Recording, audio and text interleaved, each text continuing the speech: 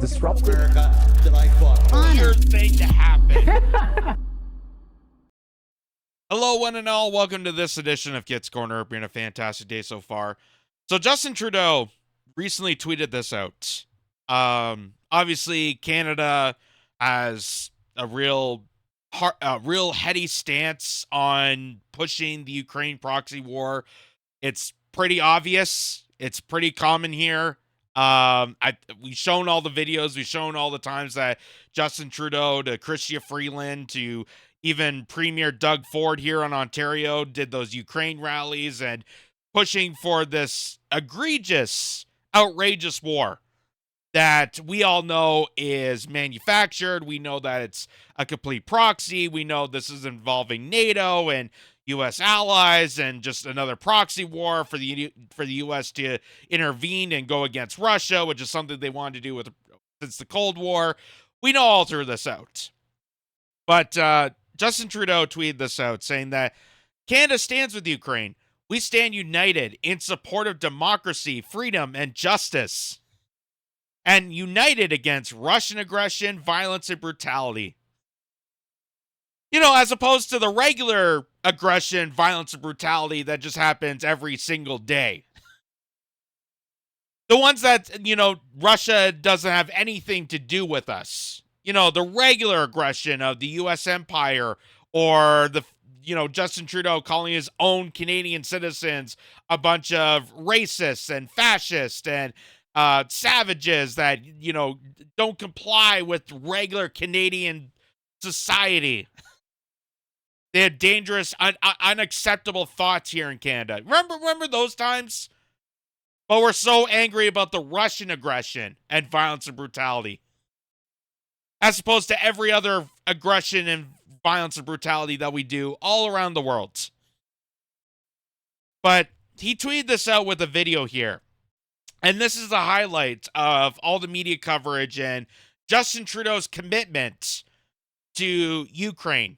Not Canadian citizens, but to Ukraine. Take a look. We begin with breaking news from Kyiv. Prime Minister Justin Trudeau has made a surprise visit to the Ukrainian capital. I love how they say it's a surprise visit. Surprise! The Prime Minister that has been railing for this proxy war is going to go to that country. Surprise! Is it really? Because we all knew this was going to happen. Just like Joe Biden getting up at 3 a.m. to fly over to Kiev when literally there was destruction happening at the same time in Ohio. Did he go to talk to those American citizens and reach his support for them? No. No, we're going to go to another foreign country filled with neo-Nazis that we send a slush fund of money and weaponry to, created this chaos in support of them for a surprise visit. Pour Justin Trudeau, une démonstration de solidarité à un moment crucial. Trudeau reiterated Canada's continued support for Ukraine, and he announced further assistance for its war effort. God, what peacekeepers we a are. sous-estimé l'incroyable courage du peuple ukrainien.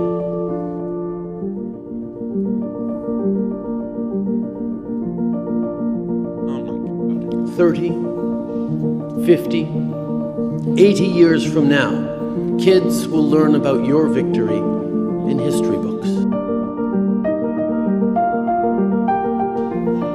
Your heroes will be revered like we still revere our grandparents who saved us from fascism on the beaches of Normandy and across Europe. You are... That is dangerously, hysterically ironic. That Justin Trudeau is making a speech about how our grandparents that used to fight Nazis on the beaches of Normandy, that somehow this is going to be a victory, all that our great-grandkids, that future generations are going to learn about the history and the victory of the Ukrainian war. As we're arming a bunch of confirmed neo-Nazis. We're literally arming the people that our grandparents fought. Okay? How is that possible?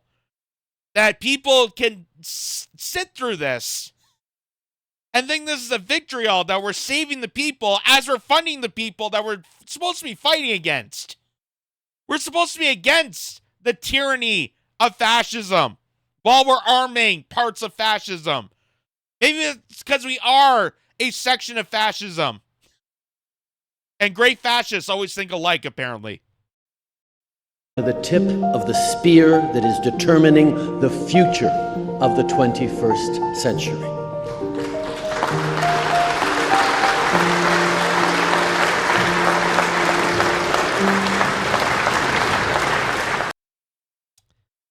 So that was interesting. That was interesting. And I just want to follow up. Remember when this happened?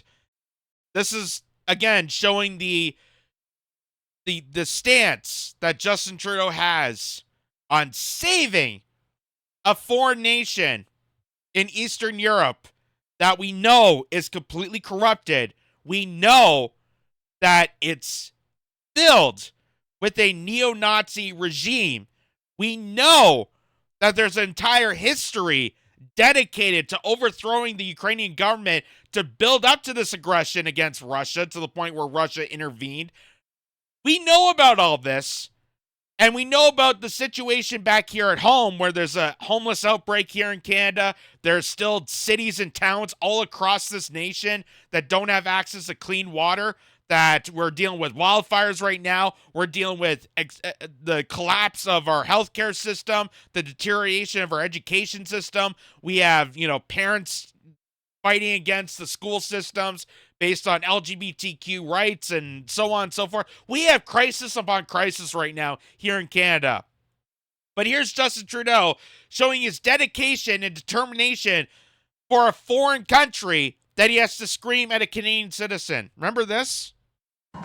A year ago today, Ukrainians woke up to the horror of war in their... Hey, sir, I think Ukrainians can tell you a little bit about freedom and liberty, so why don't you settle down? This is a night for them, not for you. This is a night for Ukrainians, not for you.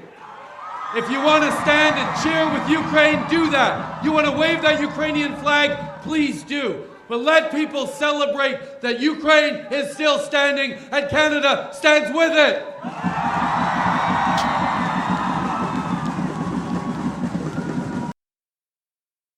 Imagine saying that to a Canadian citizen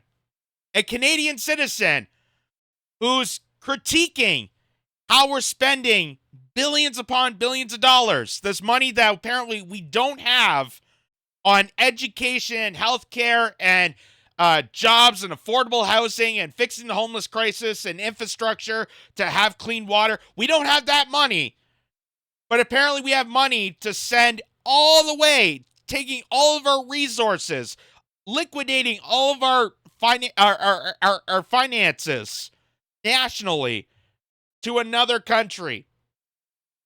His dedication to a bunch of neo-Nazis in Ukraine by shushing his own citizen. It is baffling. It is baffling that people could stand on stage and say Canada is in support of this while shushing a Canadian. But this is the era that we're in right now. And why are we in this era? Well, turns out from Fair Magazine, there's a report that shows exactly how the military-industrial complex got us to this point, got us so manipulated to believe that arming Azov Battalion and a comedian that ran on a peacekeeping mission, he ran as a peace candidate, now turned into a warlord, that we're now respectful of him. We're giving awards. Sean Penn has dedicated his life towards him. It is just unbelievable.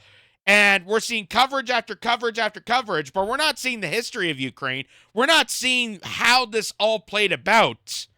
We're not being told the whole story because of this. because the military-industrial complex, just like any other proxy war we have committed to, even as Canadians, we're supposed to be the peacekeepers. We're supposed to get away from war. We're falling into the trap because we are folding with the United States to end up in these wars. We are committed to atrocities just like our brethren and sisters in the United States. Because the military-industrial complex is that deeply corrupted that it takes on nation after nation after nation. NATO alliances are tied with the military-industrial complex. That's the only reason NATO even exists at this point, is to serve the military-industrial complex, its contractors, and business interests that want to push for more war. That's the only reason NATO even still exists at this point. So, Fair Magazine points out that wealthy donors have long funded think tanks with official-sounding names that produce research that reflects on the interests of those funders. The weapons industry is a major contributor to those idea factories. A recent report from the Quincy Institute demonstrates just how much influence war profiteers have on the national discourse. The Quincy Institute, whose own startup funding came mainly from George Soros and Charles Koch, looked at 11 months of Ukraine war coverage in the New York Times, Washington Post, and the Wall Street Journal from March 1st, 2022 through January 31st, 2023, and counted each time one of the 33 leading think tanks was mentioned. Of the 15 think tanks most often mentioned in the coverage, only one, Human Rights Watch, does not take funding from Pentagon contractors. Quincy's analysis found that the media were 7 times more likely to cite think tanks with war industry ties than they were to cite think tanks without war industry ties. And that's when you get politicians on board with it. That's when you get business people. That's when you see companies that, change their identity, their logos to the Ukrainian flag after changing their identities and logo for Pride Month, saying that they're committed to this atrocity that they don't even know anything about. Because the military-industrial complex, all the contractors, the weapons, empire, NATO, all these alliances, these global elitists that profiteer off the death and disparity of humanity, has put a fortune into creating and manufacturing this war. And they're indoctrinating us through the messaging. Just like they're indoctrinating us with the Afghanistan war, with the Iraq war, with Syria, with Libya, with every single atrocity that we have committed post-World War II. That is how deeply enriched and corrupted we are as a society. People don't realize that. We're not just, sleazy car salesmen corrupt. It's not like, one media station is completely biased and everything else is okay. No, we are so deeply corrupted that anything you watch, anything you hear, anything you think about is possibly linked to these think tanks to manipulate you, to indoctrinate you, to make you believe that sending this slush fund to a bunch of known Nazis, neo-Nazis, and the fact that we are not being told the whole entire history, the whole entire scenario of why Ukraine and Russia are in this conflict to begin with, and why every single country is aligned themselves to send over their resources, over their treasury to this country, their dedication, is because global profiteers have taken over the narrative and culture of the entire globe because of stuff like this. And this is the actual report here. This is from the Quincy Institute for Responsible Statecraft. And this is from June 1st of 2023, saying says defense contractor funded think tanks dominate Ukraine debate. Just the same way as big pharmaceuticals took over the debate on COVID, which there really wasn't a debate. It was either get jabbed or shut up. They do the same thing with war. They do the same thing with every single notion that they can get their grimy hands on. That is why our culture, that is why censorship aroused to this. Because they had taken over our language. They taken over what we're allowed to speak about on behalf of this. And we saw professors, we saw athletes, we saw people that were not even bothered with the Ukraine-Russia conflict being silenced out of this conversation. There was athletes who weren't even part of this, did not even ask for this war, had no stance on this, and they were silenced out. You're either committed to this or you're a traitor. Just rehashing just sounds like a deja vu from George Bush saying you're a terrorist, or you're either with us or you're a terrorist. Because that has been going on for decades. And it's just getting even worse and worse and worse. Because now military contractors are aligning themselves with social media. They're aligning themselves with global powers, these big institutional banks. And the fact that we have the World Economic Forum controlling nation after nation after nation that's also aligned themselves with war-hungry defense contractors, which I can't even say defense. They're bloodthirsty contractors. That's what they are. There's no defense in this. There is no defense. What are they defending? They are bloodthirsty, evil sociopaths that are profiteering off of your blood, off of of soldiers' blood, that they're sending off to these different countries to go slaughter and kill as many people as possible, and we don't even know why, because we're never told why, because we're not allowed to ask why. And if we do ask why, they take over. They take over, they silence you, they kick you out of the organizations, they fire you, they say that you're a Putin puppet, that you're a supporter of Russia, that you're a red baiting communist. Everything just smeared at you because of this. Just unbelievably crazy. And there's little to no pushback on this, except for very few individual people. This is from Mint Press News, who tweeted out this video. This is from Yves Inger, who's an activist trying to approach Justin Trudeau to speak about this Ukraine proxy war. And this is how they control the narrative.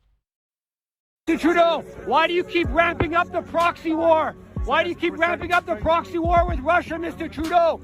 Mr. Trudeau, you said more than $2 billion in weapons to fight the NATO proxy war. Mr. Trudeau, end the NATO proxy war. Mr. Trudeau, end the NATO proxy war. You don't have right to touch me.